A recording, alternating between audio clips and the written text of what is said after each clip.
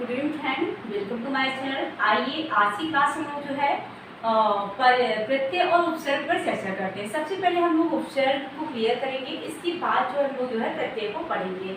एक ऐसा टॉपिक जो कि आपकी परीक्षा में या किसी भी कंपटीशन एग्जाम में आप बैठ रहे हैं और हिंदी व्याकरण शास्त्र से सभी जो है एग्जाम में क्वेश्चन बन जाते हैं।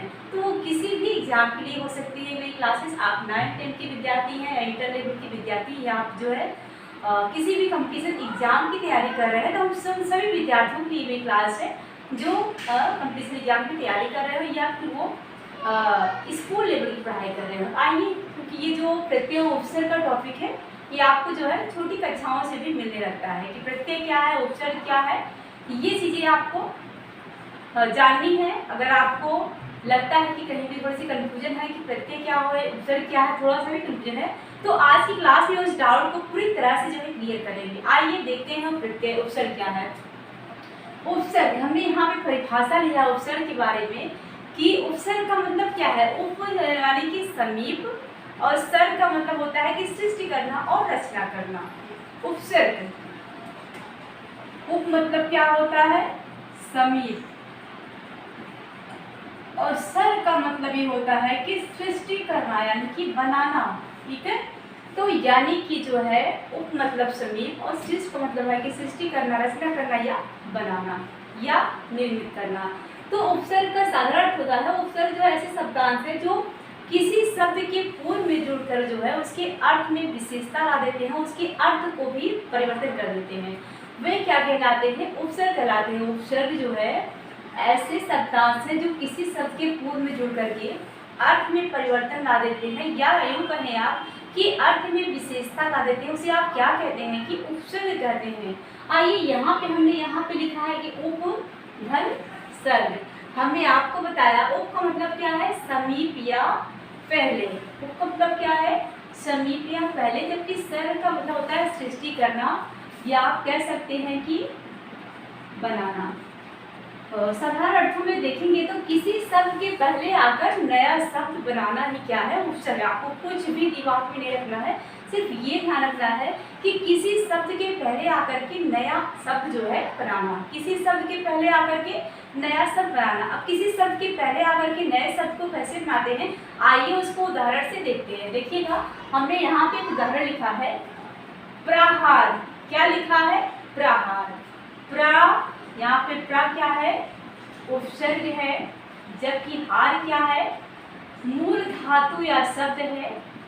यह क्या है, मूल धातु या मूल शब्द है, जबकि जो प्रहार है ये क्या है, यौगिक शब्द है। क्या है, यौगिक शब्द है। प्रहार, हार में, हार का मतलब क्या होता है, हार का मतलब ये होता है कि पराजय। क्या होता है, पराजय। ठीक है, अब क्या परिभाषा इसकी क्या कहती है उपसर्ग की, कि किसी शब्द के पूर्व में जुड़कर उसके अर्थ को परिवर्तित कर देना, उसके अर्थ को परिवर्तित कर देना या बदल देना, उसके अर्थ की विशेषता बताना। तो हार का मतलब तो होता है पराजय, और हार में हमने क्या लगाया, प्राधन हार, यानी कि प्रा उपसर्ग लगाया। अब इसका अर्थ क्या हुआ, बदल गया, यानी कि प्रहार करना। कहाँ इसका अर्थ क्या था, हार का पराजय था, जबकि प्रा उपसर्ग लगते ही इसका अर्थ क्या हो गया, प्रहार करना। ठीक है, इसके बाद हमने लिखा है कि लेखक। क्या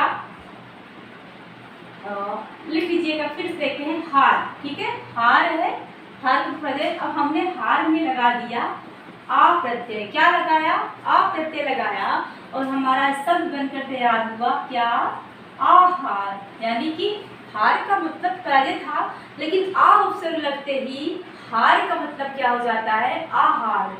आहार भोजन क्या हो जाता है, आहार। आपने समझ लिया होगा कि उपसर्ग का मतलब क्या होता है, किसी भी शब्द के पूर्व में जुड़ करके उसके अर्थ को पूरी तरह से परिवर्तित कर देना, ये हमारा क्या है, उपसर्ग है। फिर हमने लिखा है कि अचल। चल, चल एक शब्द है, ओके, ये हमारा हो जाता है मूल शब्द।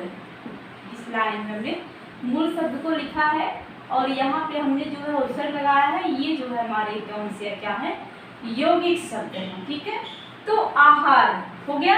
चल, चल में आ उपसर्ग लगा दीजिए। क्या लगाएंगे, आ उपसर्ग लगाएंगे। अब क्या बन जाएगा, अचल। क्या बन गया? अचल। इसी प्रकार से आप लिखते हैं मन। अब मन में जो है अ उपसर्ग लगा देने से क्या बन जाता है? अमन। क्या बनता है? अमन। तो हमारे कहने का मतलब यही है कि उपसर्ग का मतलब यह है किसी शब्दांश के पूर्व में जुड़ करके उसके अर्थ को पूरी तरह से बदल देना, यह हमारा जो उपसर्ग आता है। जबकि जो प्रत्यय होता है, प्रत्यय का जो अर्थ होता है वो पूरी तरह से उसका अर्थ मतलब ये नहीं होता है कि पूरी तरह से उसके अर्थ पर कर देना। प्रत्यय जो है उस शब्द के इर्द गिर्द ही रह जाता है उसका। प्रत्यय का है मतलब ये है कि किसी शब्द के बाद में लगता। प्रत्यय जो है क्या होता है? किसी भी शब्द के बाद में लगता है। प्रत्यय जो है बाद में लगता है, आपको ये याद रखना है। जबकि जो उपसर्ग है वो किसी शब्द के पहले लगता है। जैसे आप लिखते हैं सुंदर, ठीक है, हमने लिखा सुंदर। अगर सुंदर में आपसे उपसर्ग पूछता है तो सु उपसर्ग हो जाएगा, सु उपसर्ग हो जाएगा। अगर सुंदर में उपसर्ग पूछता है सु उपसर्ग। अगर हम लिख देते हैं कि सुंदरता, क्या लिखा हमने? सुंदरता। अब आपसे पूछता है कि सुंदरता में कौन सा उपसर्ग कौन सा प्रत्यय है, तो आप सु उपसर्ग लिखेंगे, जबकि ता लिखेंगे ता प्रत्यय है। क्या है? प्रत्यय क्या है? जो किसी शब्द के अंत में जुड़ते हैं, शब्द के अंत में जुड़ता है, उपसर्ग जो है पहले जुड़ता है। आपको यही याद रखना है। उपसर्ग और प्रत्यय में यहाँ से क्वेश्चन बहुत ज़्यादा पूछे जाते हैं, इसी हमें लगा कि आज जो है इस मुद्दे में थोड़ी सी बात जरूर हमें करनी चाहिए। उपसर्ग जो है शब्द के पहले और प्रत्यय उपशब्द के बाद में। अब बात हम लोग करेंगे कि जो उपसर्ग है इसकी संख्या कितनी है। अगर आपसे संस्कृत में उपसर्ग की संख्या पूछी जाती है तो आप 22 लिखेंगे।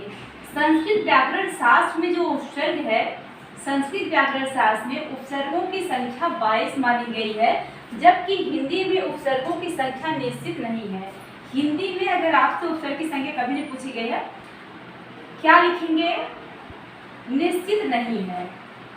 उपसर्ग की संख्या निश्चित नहीं है। कहीं कहीं पे 13 दिया गया है, यानी कि एक निश्चित संख्या कहीं पे नहीं दिया गया है। इसलिए जो है आप जो है जैसे कि इतने शब्द हैं और किसी भी शब्द के पहले जगह कोई उपसर्ग लगता है, एक अर्थ शब्द बन जाता है ऐसा कि उसका जो एक ऐसा अर्थ बनता है कि उसका अर्थ बन जाता है, उसका एक शाब्दिक अर्थ होता है, वो हमारा उपसर्ग होता है। तो जो उपसर्ग है इसी को जिसकी संख्या नहीं है। हाँ, उपसर्ग के प्रकार बताए गए हैं जो कि 3 प्रकार के होते हैं। अगर आपसे पूछता है कि उपसर्ग के प्रकार कितने हैं, तो उपसर्ग के प्रकार की अगर हम बात करें, उपसर्ग के प्रकार की अगर हम बात करें तो उपसर्ग के 3 प्रकार होते हैं। कितने? उपसर्ग के 3 प्रकार होते हैं। एक तो तत्सम से बनता है उपसर्ग, एक तद्भव से बनता है, एक जो है आगत शब्द से बनता है।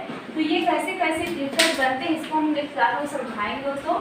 मिलते हैं नेक्स्ट सेशन में। Thank you.